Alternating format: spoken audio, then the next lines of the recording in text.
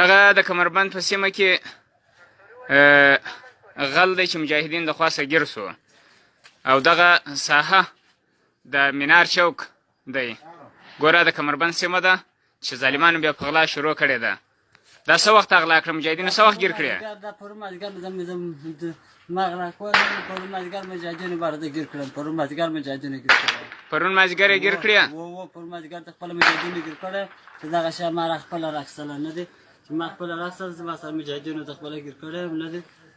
دا چې دې چې تغلا کړې دي دا چې دې بوتلان دي او دغه شی دي نه دي. په تاسو ډېر خوشاله چې راغلیاست نه دا له شي مور کې کړی دي په والله بالله که غوا درته هم نه شي مور کې کړی دي چې زموږ په راتګ باندې خوشاله یاست. د غلا ولیکه نو خو د خپل د کوم ځای د غلا کړه؟ څنګه د غلا کول ته یو دانه بل راواخله؟ ښه بیا دې څنګه ګونۍ ته وراچول چې ور واچوه؟ ته ګونۍ خالي کړه دلته؟ دلته خالي کړه ټوله ګونۍ خالي کړه.